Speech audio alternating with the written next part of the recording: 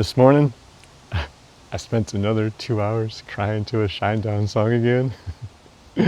Except this time, I didn't stop in the middle of it. I wanted to experience it. And it was a song that I already knew. I'd seen the video before. 365. But at the concert, it brought up some stuff. Sort of.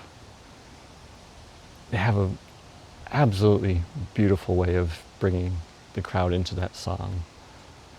And they ask everyone, hey, if you've lost someone recently, raise your hands and look around the crowd, and then tells people, it's like, hey, they're always with us, but if you are one of the people that goes, how can that be?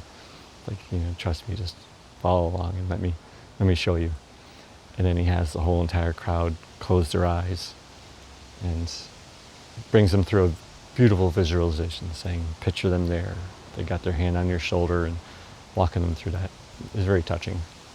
And then they go into the song. And during that, I actually felt more empathy for other people than myself. Like when my dad passed away, I never felt like I lost anything. He loved me and I loved him, but barely, didn't only saw him once in a great while, and that kind of thing. But when I pictured him putting his hand on my shoulder, which would have been a perfectly normal thing, there was a part of me, I noticed, it was like resistant to that. And it was because I had the sense that I didn't want to imagine him doing something that he wouldn't agree with. Even though I knew that, well, no, but he would do that fine.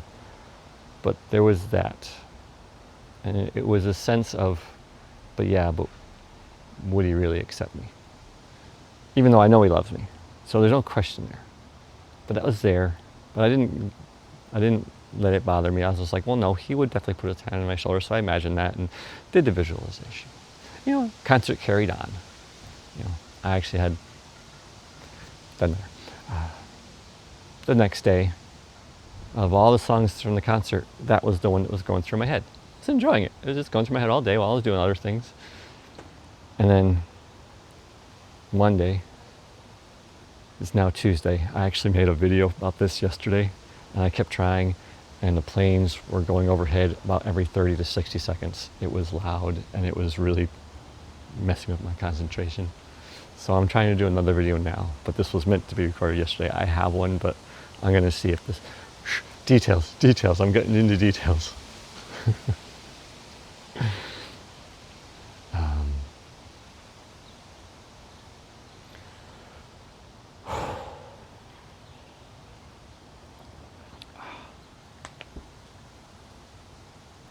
Yesterday morning, I was getting a little bit on edge because there's so many things I want to do. Grocery shopping, working on my curriculum, working on other things, working on videos, working on some of the videos that were related to this that I already made, but still had to process, etc. And I started getting a little anxious, and my mind's wanting me to pull me other words too.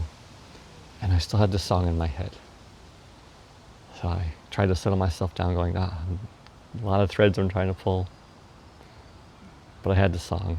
I just decided, you know what? I'm going to go listen to this song for a little bit. This has been in my head. And there was something there. So I'm going to go and enjoy this song for a bit and while I settle my brain in what I need to do next. Which was really grocery shopping, but I never did it. But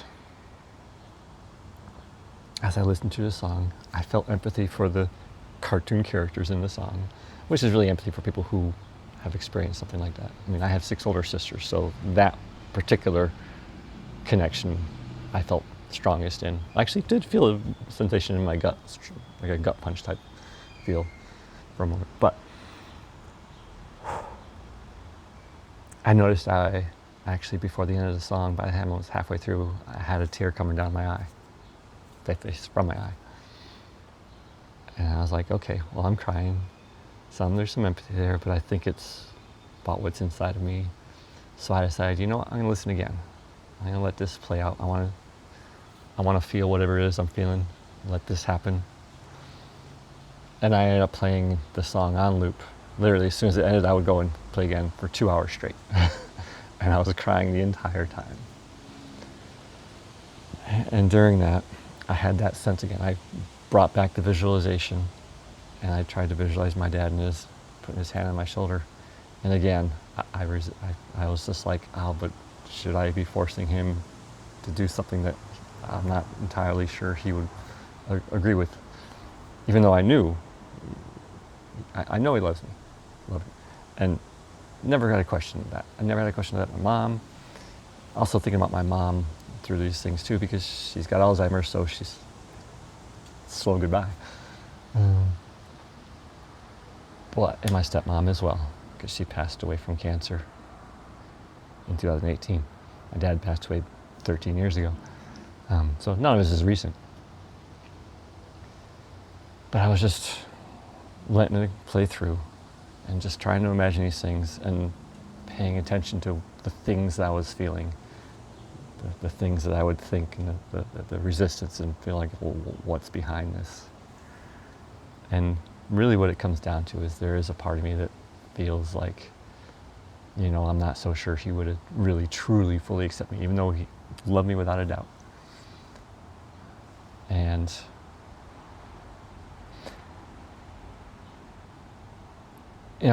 part of me doesn't want to say this because I don't know what my sisters would think, but it's my perspective. I've always used to think that my family was super close. And in a lot of ways they are. We are. But I've seen other connections between other people and how close they can connect. Or even one of my sisters and how close she feels to my dad, because she'll sometimes go to the grave and I'm just like, I don't understand this. In general, not about him specifically, just, I don't know. To me, they're not there in the ground. But so I know like different people have different strong connections, but I've never had that kind of strong connection. So I felt like, no, like actually it's not as close as I used to think it was. I know we love each other, no doubts. But I think there's some aspect of that, some part of me in there, that when I see the strong connections, between a parent and a child, there's a part of me that I think feels a loss of something that I didn't have. And like, again, it's not about lack of love, but it's not a strong bond. Not a strong bond. And I don't know how much of that is just me and how much of that is them and how much of that is just a combination. Because I was closed off ever since I was 8 until in my early 20s, and I a lot of times do feel like I wasn't really taught how to be close to people. But some of that was also me not being close. I do think that I probably, knowing how sensitive my sisters have told me that I was before I changed, and they're like, you changed after the divorce and closed off, but knowing how they've told me I was, that possibly I was a very sensitive kid, and knowing how I am now too. And I think that I probably needed a lot more hands-on and interaction with parents and stuff to help me, to teach me how to process my emotions and understand a lot of stuff. I probably did. And again, nothing wrong against my parents. They did the best they knew how. Heck, they probably didn't know what to do with me a lot of times. But to me, it felt like he was always more of an authority figure, which, was part of their job too. But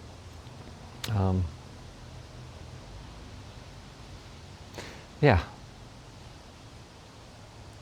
But that part that wasn't sure if he would truly accept me, part of that is also the religion.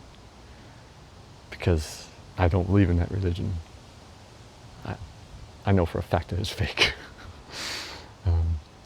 But because there's too much evidence.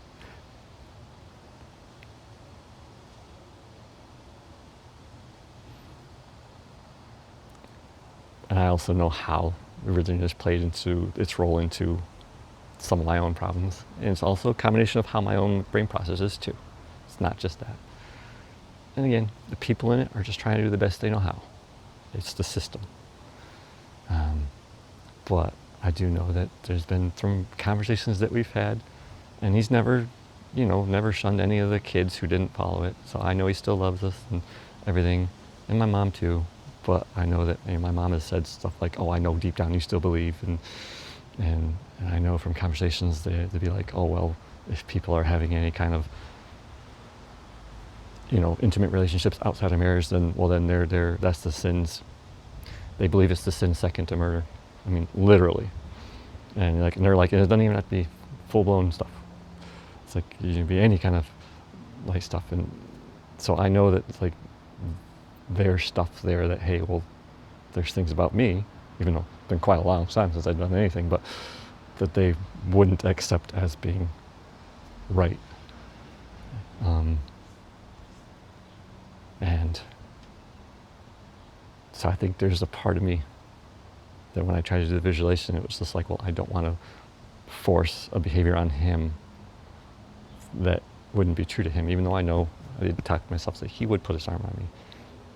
But there's a part of me that still is like, but would he really, truly, truly accept me?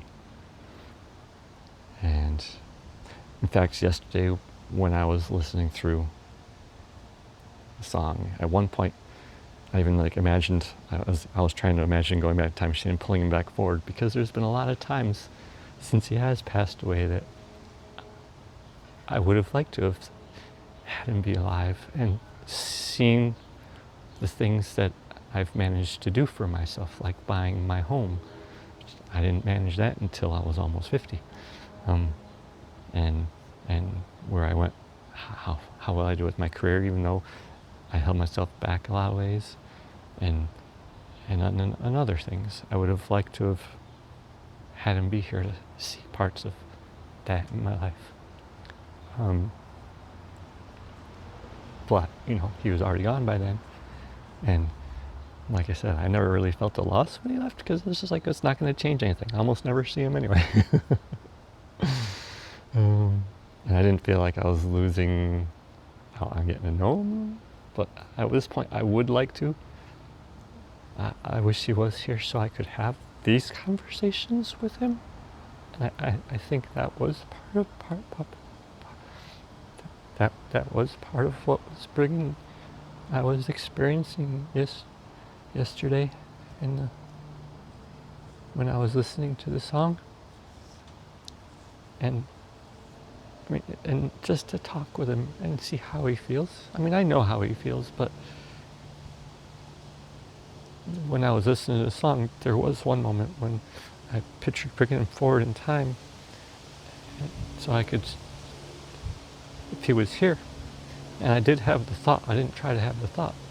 I already knew about the uncertainty about acceptance, deep down acceptance, but I had the thought of like, oh no, but would he really just hate me? Which is the only time I had the thought. I was just like, well, that was a really strong one, so that's coming from somewhere deep down, the same place, but I was like, I got to pay attention to this. And so that's a lot of where the tears were coming from, was what I was feeling was the uncertainty about, would he really truly accept me? And I know that's in here. He loves me, without a doubt. And also the loss of never really having that strong connection. To begin with, the planes are starting.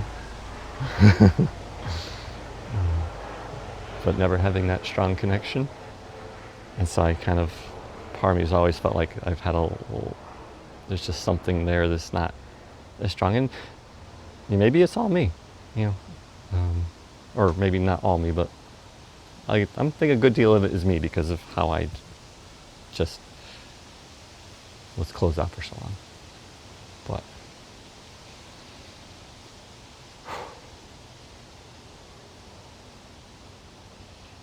I don't know what else to say. I mean, that it was a good thing. This was a good, it was a good 2 hours. I was glad to be experiencing the crying and understanding the underneath things inside of me that was still there. And that, some of the things that, maybe I could have used differently, but who knows if it would have made a difference, who knows? That just because of my own personal way and wishing that I did have a stronger bond, because he's my dad. And even my mom. I mean, I've always been closer to her, lived with her a lot of times and stuff. But, I mean, most of the time she called me, it was looking for tech support. I mean, they would invite us for holiday things, and we went and did some stuff too. Sometimes I remember being on a boating thing and doing some hiking with Dad, and done things with Mom before too. So it's not that we never did stuff. But especially when I moved away, more often I was the one that might call them to talk. Not too often, but I never really picked up that skill even of calling, because I was surprised the first time I saw a girlfriend who didn't even have a good relationship with her mom. She would always talk about that, but she called her like regularly. And I'm like, my parents and family rarely call me, and I don't call them too often because I wouldn't talk to. I'm like, you talk a lot for someone that you keep saying hates you. It was interesting. But yeah, there's just that part of me. But I know for a fact that he loved me, no doubts. There was one time, a long time ago, that I made a joke. My stepbrother was helping my dad out with various things at the yard, and I made a joke with my sister. So I was like, "Oh yeah, it's like he's the son he wishes he always had."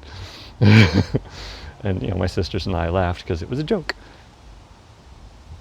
And my dad's never said he didn't wish he had me, but it was based on the reality of, I do believe that I was not the son he would have envisioned having. I wasn't into any of the hunting and the fishing and the things that he did.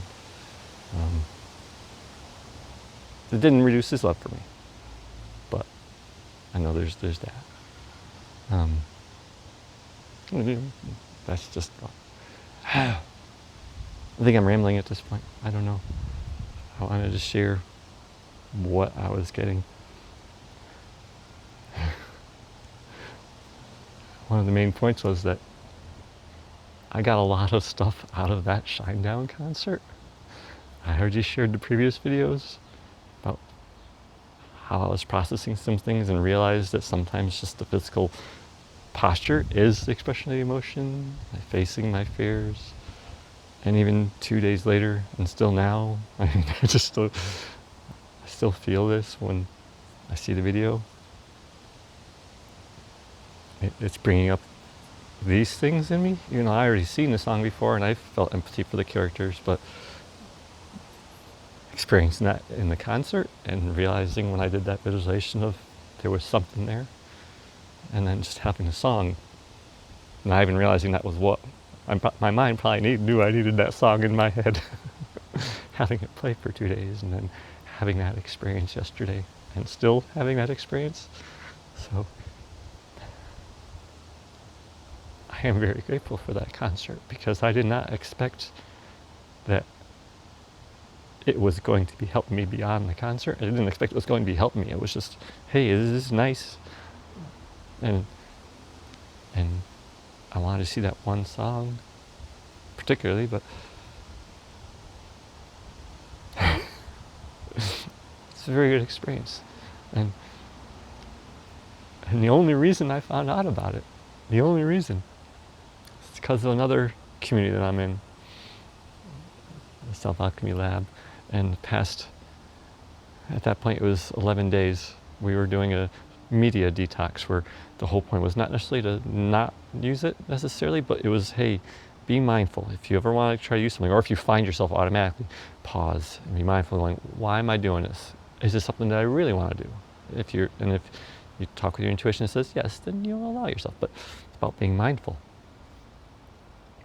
And I'd been ignoring Facebook for a few days, but I decided I was going to go in and just check one thing, because my cousin had sent me something a few days earlier. And while I was there, I saw a notice in Facebook. that just said, and it was one of the ones that says, oh, what's happening in your area. I always delete those. I think 2 times ever I've looked at it. I always delete them.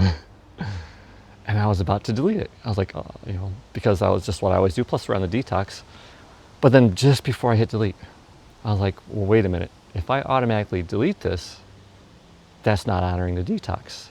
Because it's not only about being mindful about how you watch some media, it's about being mindful of how you engage with some media. And just deleting it automatically is also engaging it.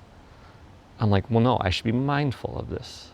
So I paused. I'm like, okay, well, would I like to look at this just out of curiosity? I had no plans to do anything before I do it. I was like, I'll take like 10 seconds to look at it and then delete it. And I paused and I was like, yeah, like I don't mind having the curiosity. I can spare 10 seconds. It's like, okay, I'll look at it. And when I opened it up, right at the very top, Shinedown, TD Garden, tomorrow. I said this in another video, but I can't stress enough that I would not have opened that if it wasn't for that 22-day detox that we're in the middle of doing, the challenge, and then doing journaling around it and being intentional and realizing that, oh no, it's about intentionality of everything that I do with it, not just watching. So I'm very grateful for that and how it's led to this, and it's connecting with a lot of things.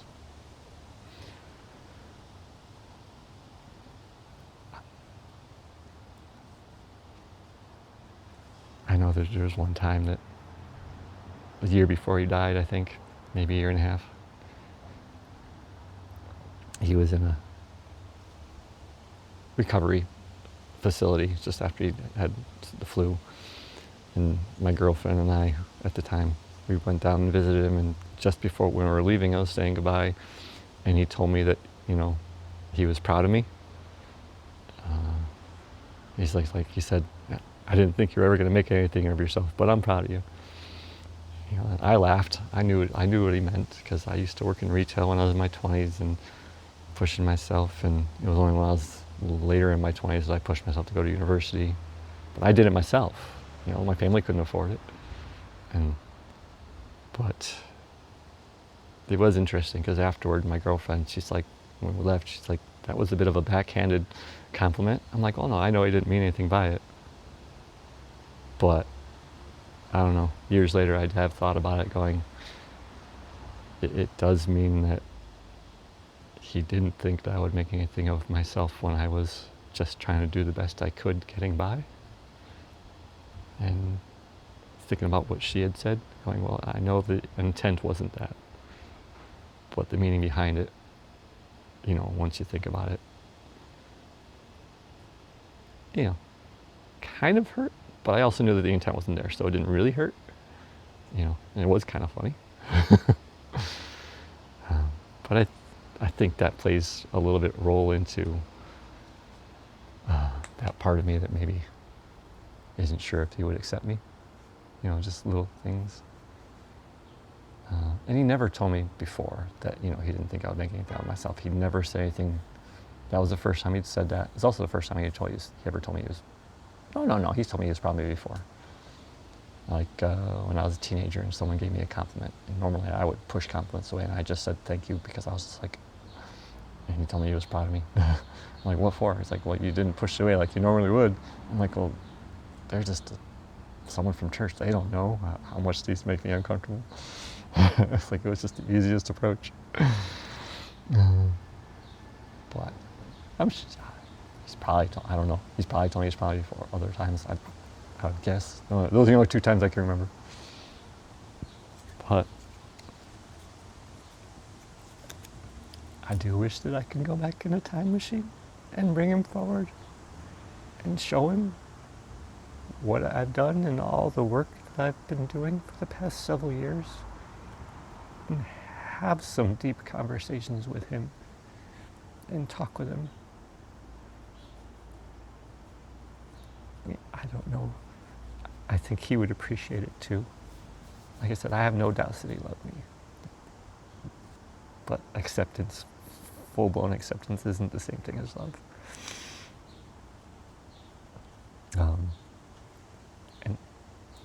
I think that's, that's really me. That's really me, just from little pieces and stuff and the various things that I know. And, but yeah, and even my mom, I've had a lot more of a relationship with her, but she's alive and don't really get much because Alzheimer's.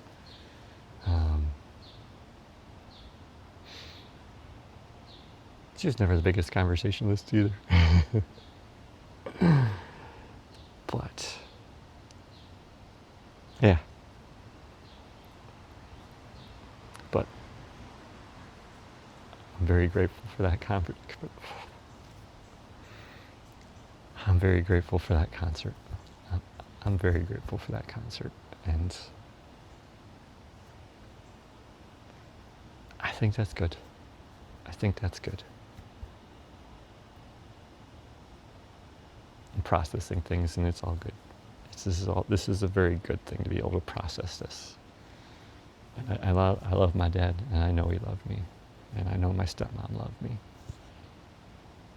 Her passing actually affected me way more than my dad's, because with her I felt a sense of loss, of not having gotten to know more, like talk with her more one-on-one as an adult and get to know more of her story, her past and that kind of thing. And honestly, when my mom passes away, I don't expect it's going to affect me any deeper than my dad's passing. It's a good thing. It makes it easier, but to me, it's just another sign of, but I didn't really have a strong bond. Which there's a part of me that is sad that I never had a strong bond that I've seen other people have with their families. But it is what it is. And it's about just carrying forward, trying to find the truest way that this life works for me. Pivoting back to layers. So, take care, everyone. See ya. I wish I could let you know.